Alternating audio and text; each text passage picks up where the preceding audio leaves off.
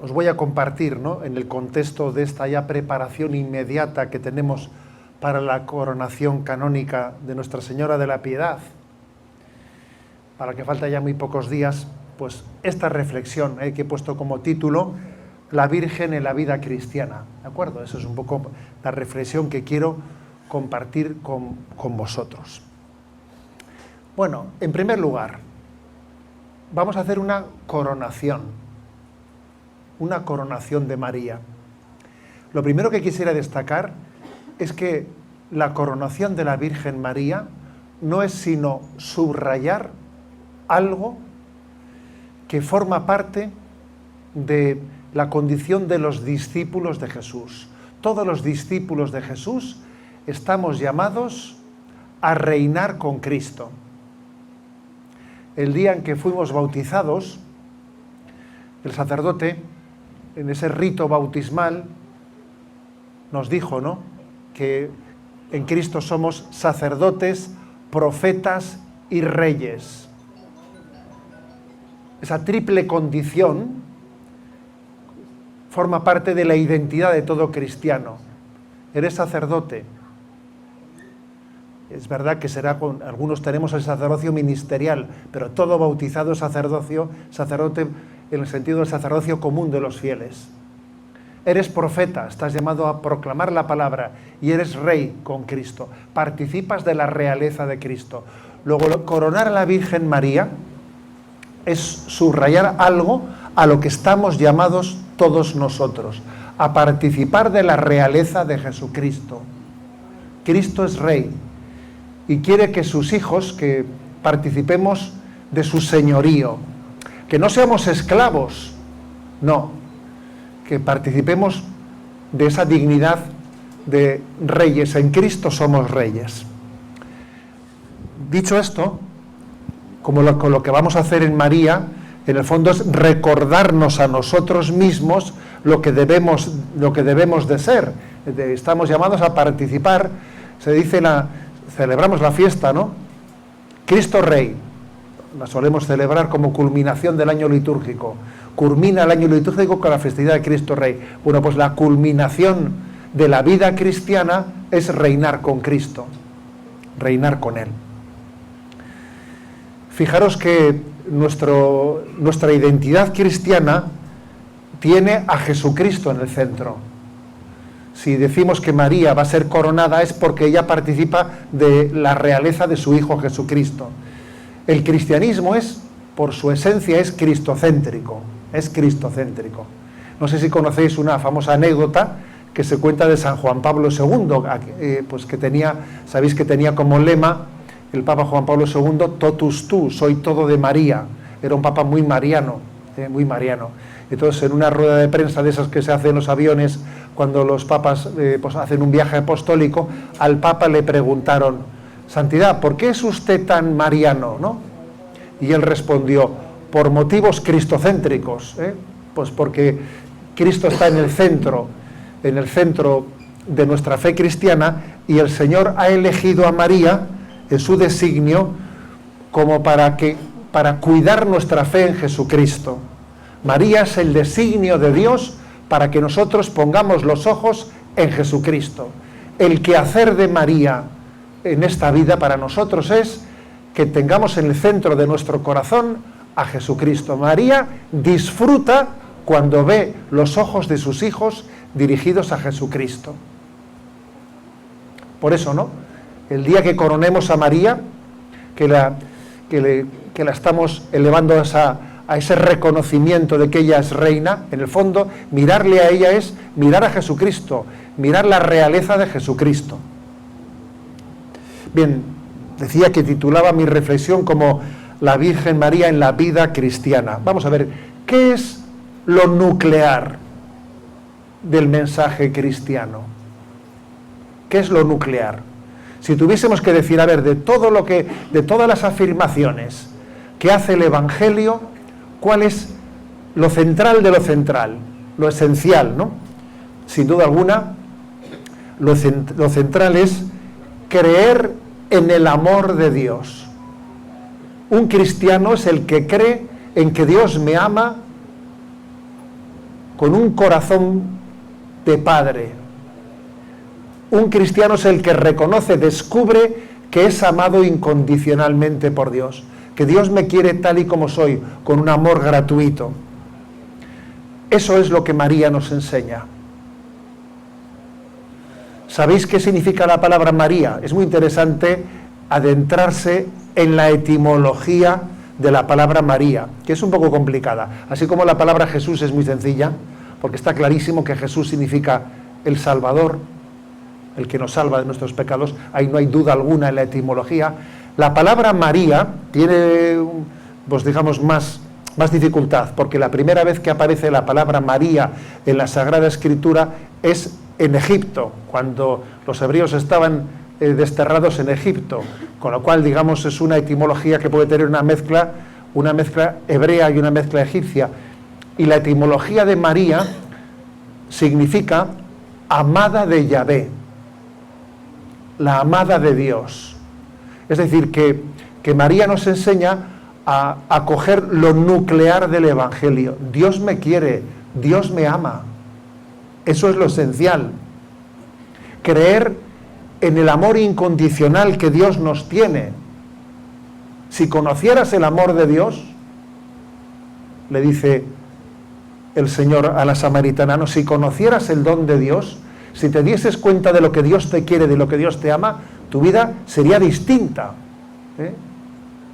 Vivirías con un gozo y con una alegría que todavía no has terminado de descubrir, ¿no? Con lo cual creo que la coronación de nuestra Madre es una llamada a que descubramos lo esencial del cristianismo. ¿Y qué es lo esencial? Que Dios me quiere incondicionalmente, que soy amado por Dios, que Dios no hace basura, que a veces nos autodespreciamos, que no nos queremos a nosotros mismos. Y ahí tenemos un drama muy grande. Hay mucha gente que sufre porque no tiene autoestima, no se ha dado cuenta de que si Dios te quiere, ¿quién eres tú para despreciarte? ¿Quién soy yo para despreciarme si Dios me quiere? Esto es lo nuclear del mensaje cristiano, y María va a lo nuclear. Amada de Yahvé, ella quiere que tú te sientas amado de Dios. Dios me quiere. Y eso yo lo descubro en Jesucristo. Jesucristo es el Hijo amado del Padre, y Él participa con su filiación divina en nosotros. Nosotros somos hijos en el Hijo. Jesús es el Hijo único del Padre, pero que al mismo tiempo su filiación la comparte con nosotros. ¿Por qué nos cuesta tanto creer en el amor de Dios? ¿Por qué nos cuesta tanto? A ver, porque tenemos un corazón duro, porque somos desconfiados. Como hemos tenido experiencias en que aquí cada uno, por el interés, te quiero Andrés, que dice el refrán, pues todo el mundo tiene un amor interesado.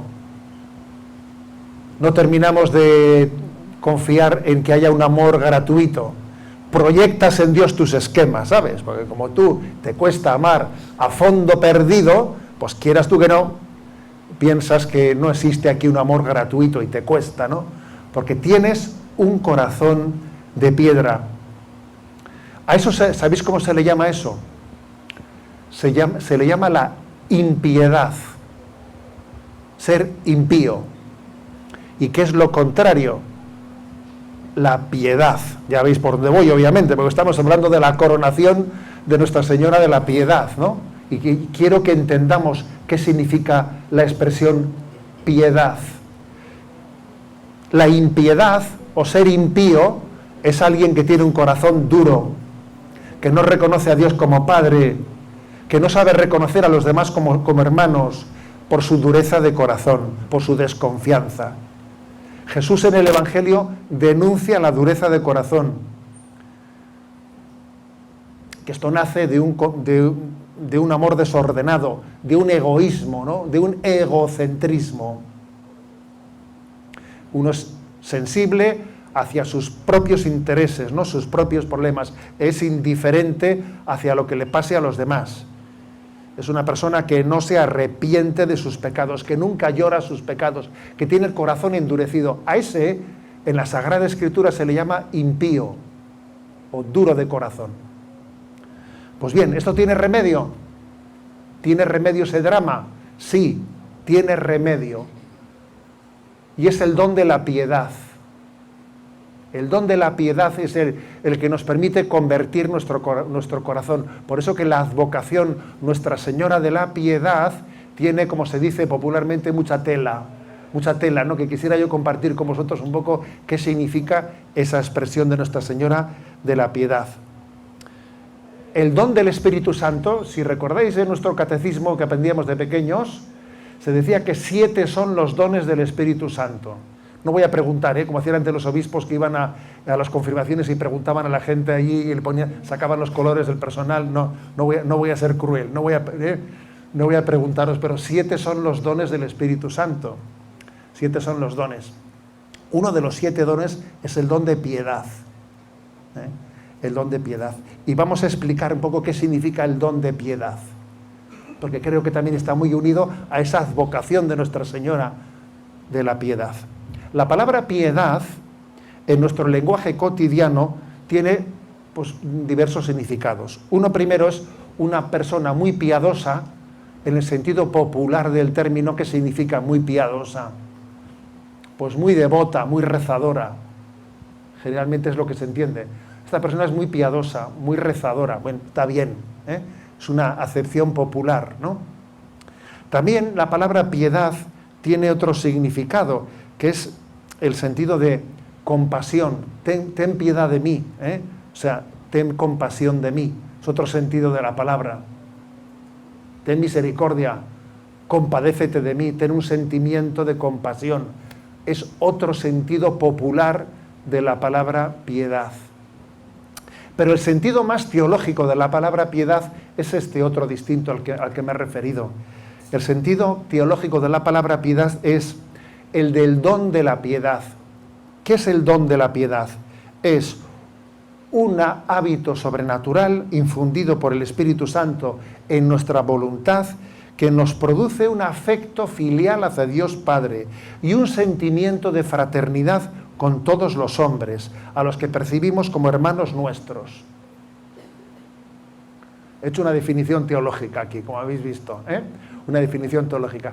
El don de piedad, que es uno de los 7 dones del Espíritu Santo, es un recibir, ¿no? Un ser elevado para tú tener una intimidad con Dios Padre, vivir la filiación que tienes con Dios de una manera muy intensa, muy íntima, sentirte hijo de Dios, saberte hijo de Dios, con una vivencia muy profunda. Dios es mi Padre, qué feliz soy hijo suyo, soy hijo de Dios.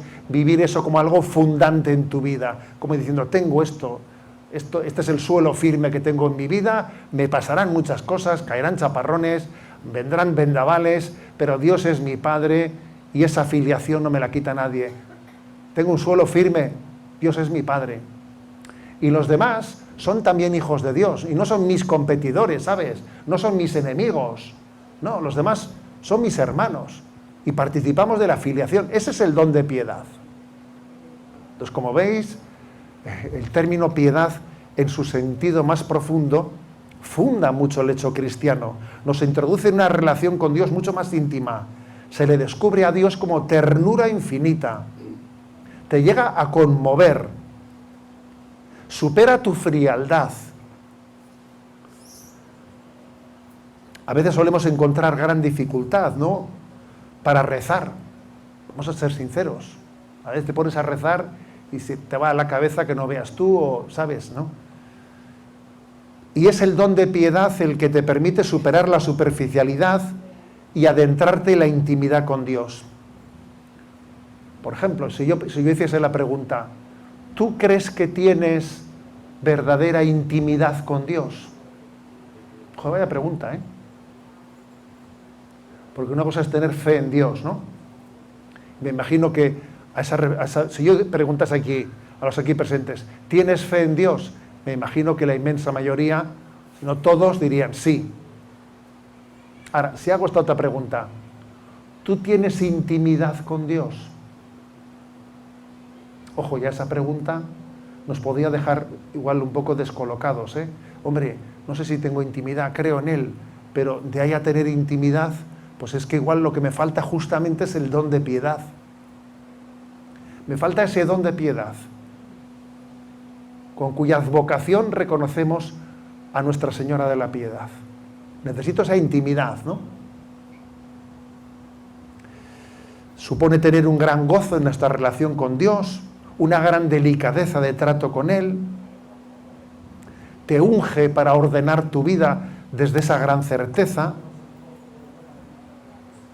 Por eso, creo que la coronación de Nuestra Señora de la Piedad es una gran oportunidad para pedirle a ella que interceda por nosotros para que nos alcance ese don del Espíritu Santo. Dame el don de piedad. ¿Qué puesto tiene María? ¿Por qué digo pedírselo a través de María? He dicho, vamos a pedirle al Espíritu Santo que nos dé el don del Espíritu Santo a través de María. ¿Por qué a través de María? Porque ella yo creo que tiene recibida esa tarea, ¿no? Cuando al pie de la cruz recibió de su hijo esa encomienda, ahí tienes a tu hijo. Recibió la encomienda de una maternidad espiritual hacia nosotros. María tiene la encomienda de una maternidad espiritual, de ayudarnos a que se produzca en nosotros ese volver a nacer de nuevo, cambiar un corazón impío en piadoso, un corazón de piedra en un corazón de carne, volver a nacer de nuevo, que es una tarea de toda la vida. Esta vida es un continuo volver a nacer de nuevo, y ella tiene esa encomienda de maternidad espiritual. Ella nos está gestando a esa vida nueva, esa vida de santidad. ¿Cómo es esto? ¿Cómo lo hace? ¿Cómo ejerce ella su maternidad espiritual? Fijaros, uno de los santos claves en la Mariología ha sido San Luis María Griñón de Montfort, que es el que forjó la espiritualidad de la esclavitud mariana. Él es el que forjó ese famoso lema de totus tuus, que luego San Juan Pablo II puso como lema de su pontificado, es decir, la esclavitud mariana, ser de María, ser totalmente de María, y en María aprender a ser de Jesús, ¿no? Entonces San Luis María Griñón de Montfort dice que María fue el molde en el que el Espíritu Santo formó la humanidad de Jesucristo. Nos imaginamos todos lo que es un molde. Tú dices un molde, por ejemplo, un molde de escayola. Pones un molde y ahí cuando se echa la escayola se forja una forma determinada, ¿no? Pues él utiliza esa imagen. Dice, María es un molde en el que el Espíritu Santo formó la humanidad de Jesucristo. Dios se hizo hombre en ese molde de María. Es una imagen impresionante, ¿eh? Dios se hizo hombre en ese molde de María. Y ahora dice él, siguiendo hoy este molde, el Espíritu Santo forma la imagen de Jesús en nosotros. María sigue siendo el molde en el que el Espíritu Santo forja en nosotros ahora a Jesús. Nosotros nos asemejamos a Jesús en María. Nos solemos fijar generalmente en las apariciones de la Virgen María. Está muy bien. Pero quizás las apariciones de la Virgen María son un signo de lo que fuera de cámaras está aconteciendo de continuo. ¿Y a qué me refiero que fuera de cámara? Fuera de lo que es perceptible, la Virgen María está actuando de continuo en nuestras vidas.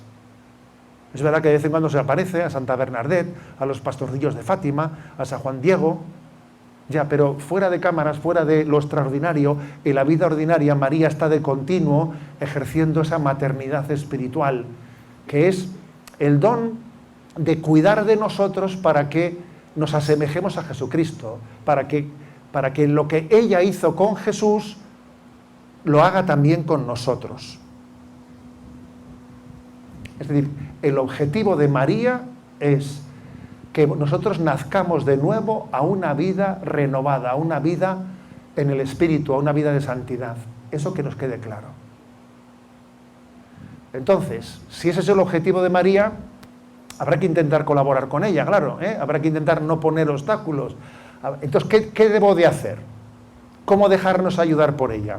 Bueno, y aquí quiero yo concluir con 4 consejos, ¿de acuerdo? A ver, 4 consejos concretos y bien prácticos de cómo colaborar con María a que esa vocación que ella tiene de maternidad espiritual con nosotros pueda cumplirla. Yo me he puesto un poco a reflexionar, a ver, cosas concretas. Y me vienen a la mente estas 4.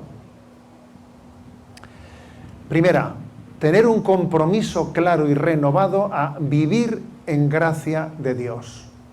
Un cristiano tiene como objetivo de su vida vivir en gracia de Dios, comprometerse a que en su vida no quedarse caído en el pecado mortal. Yo hice ejercicios espirituales cuando tenía 16 añitos por primera vez. Y me acuerdo que el sacerdote que nos dirigió los ejercicios nos dio una estampa de un Cristo que detrás ponía como compromiso de los ejercicios, ¿no? Decía, viviré habitualmente en gracia de Dios y si caigo me levantaré. Yo no me voy a acostumbrar a estar en pecado en mi vida. No, Señor. Mi vida está para vivir en gracia de Dios. Si en algún momento tengo la desgracia de estar en pecado, me levantaré. Iré al sacramento de la confesión, iré como un tiro. Porque acostumbrarse a estar mal y a estar caído es una desgracia. Es acostumbrarse a uno estar mal consigo mismo. Y acostumbrarse a estar mal es lo peor que puedes hacer. Haces callo, como se dice, el peor sentido de la palabra. Por lo tanto, nuestro primer compromiso en ese dejarnos renovar por María es vivir en gracia de Dios y gozar. Oye, vivo en gracia de Dios, soy templo del Espíritu Santo, Dios habita en mí. Oye, pues qué bueno, ¿no? Qué alegría. A mí os voy a decir que muchas veces me recuerdo a mí mismo esto, cuando tienes líos y problemas. Digo, a ver, José Ignacio, pues que tengo el regalo, ¿no?, de poder estar en gracia de Dios, de que Dios habite en mí, de que lo importante es que mi alma esté llena de Dios. Pues eso es lo principal, lo demás, ya saldrá lo que tenga que salir. Viviré en gracia de Dios y si caigo me levantaré. Esa es la primera colaboración con María. La segunda, ser con ella oyentes de la palabra. Oyentes de la palabra. ¿Sabéis la cantidad de cosas que escuchamos, que si películas, que si fotos, yo qué sé, ¿no? O sea, la cantidad de palabra que entra en nosotros, frívolas muchas veces, de politiquerías, otras muchas, y quizás proporcionalmente qué poco espacio dejamos en nuestra vida a la escucha de la palabra de Dios. Eso es una desproporción tremenda. Una desproporción tremenda. Yo creo que lo lógico es que nosotros con María nos hagamos oyentes de la palabra de Dios.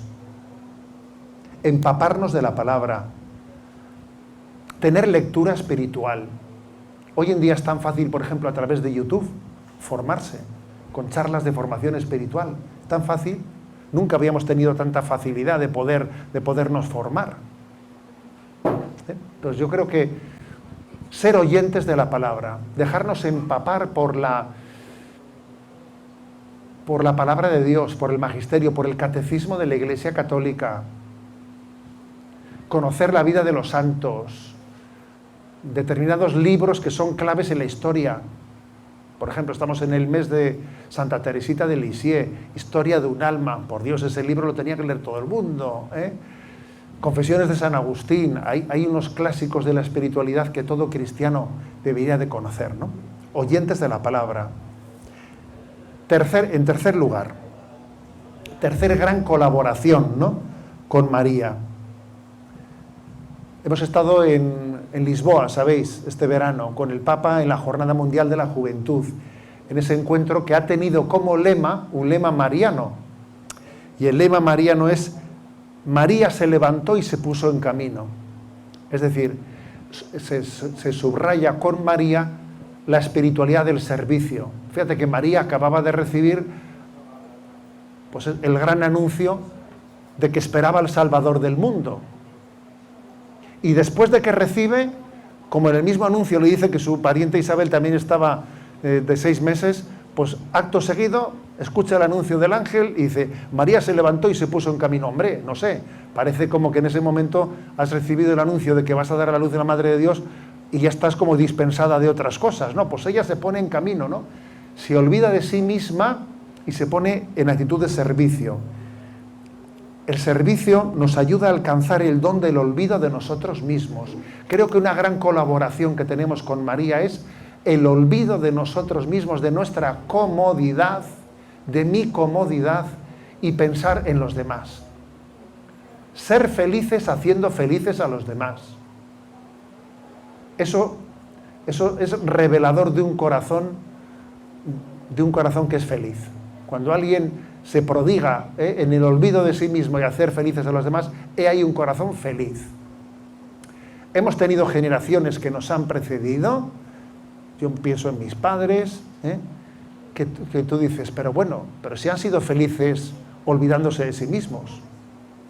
Felices olvidándose de sí mismos. Es verdad que lo han sido. Y eso es un secreto, eso es mostrarnos el secreto del Evangelio. En todo amar y servir. En todo amar y servir. Por eso creo que es muy, muy importante que nuestra devoción mariana también la traduzcamos en pequeños actos de servicio, en delicadezas, como María está siempre atenta, les falta el vino, les falta esto, les falta lo otro, ¿no? Con María en actitud de estar atentos a las necesidades que los demás puedan tener, ¿no? Y en actitud de servicio. Y en cuarto y último lugar, otro gran compromiso que creo que sería muy bueno, que acompañase a esta coronación de nuestra Madre. El redescubrimiento de nuestra familia. No sé si conocéis una anécdota que se cuenta de Madre Teresa de Calcuta, ¿no? Que le vino alguien deseando, ¿no? Deseando colaborar, deseando tal, a ver qué puedo hacer yo para cambiar el mundo, ¿no? Entonces le dice ella, ¿quieres cambiar al mundo? Le dice, vete a tu casa, y cuida de tu familia. A ver, es cierto, que tenemos que cambiar el mundo, pero lo primero que tenemos que hacer para cambiar el mundo es valorar nuestra familia como oro en paño, saber que ese es nuestro tesoro. ¿Quieres cambiar el mundo? Vete a casa y cuida de tu familia, pero hazlo con toda la conciencia que desde ahí viene la transformación del mundo. El futuro del mundo se está jugando en el futuro de la familia. Esa es la clave. La crisis de la sociedad también está en la crisis de la familia. Entonces yo creo que será un buen compromiso, ¿no? De toda la hermandad de la Santa Cruz, que estáis custodiando, ¿no? Esa advocación de Nuestra Señora de la Piedad, la de decir, redescubramos nuestra familia. 4 compromisos, pues os dejo. Nuestro compromiso de vivir en gracia de Dios. Y para eso redescubrir el sacramento de la confesión. Nuestro compromiso de ser oyentes de la palabra, formándonos más, acogiendo la palabra, dejando que nos empape. Traducirlo en obras de servicio humildes, prácticas, sencillas, de olvido de nosotros mismos, atentos a las necesidades de los demás. Y en cuarto lugar, ¿no? Redescubriendo nuestra familia, sabiendo que en ella tenemos el gran tesoro.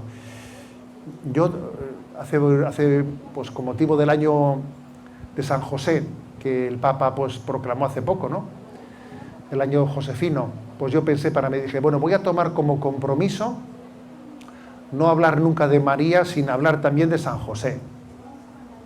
Porque vamos a ver, porque María, nosotros parece que la separamos siempre de San José, pero eso no es la verdad. Ella siempre ha estado unida a San José hasta que se despidieron, ¿no? No sabemos en qué momento San José se despidió y precisamente es patrono de la buena muerte. ¿Por qué es patrono de la buena muerte? Porque murió en brazos de Jesús y de María. Entonces una buena muerte es morir con Jesús y con María. Por eso San José es patrono de la buena muerte, ¿no? Y obviamente en este momento que María está en el cielo como reina y madre intercediendo por todos nosotros, no lo hace solo, no, lo hace con San José. Y ese tándem indisoluble que lo fue aquí, lo es también en el cielo. Por eso creo que sería bueno que caigamos en cuenta que no se puede hablar de María sin hablar de José. En el fondo, no se puede hablar de María sin hablar de la Sagrada Familia de Nazaret, que creo que es quien verdaderamente nos hace entender que hay tres nombres santos que están íntimamente unidos, ¿no? Jesús, José y María. Bueno, os deseo de todo corazón que el día de la coronación, que está ya muy cerca, ¿no?, y que hemos comenzado este triduo de preparación ya inmediata, sea una gracia de renovación para la cofradía, una gracia de renovación, que verdaderamente nos abramos a descubrir el amor de Dios, a reinar con Cristo, a abrirnos al amor de Dios, que María nos haga descubrir que nuestra identidad fundamental es la de ser amados por Dios, ¿no?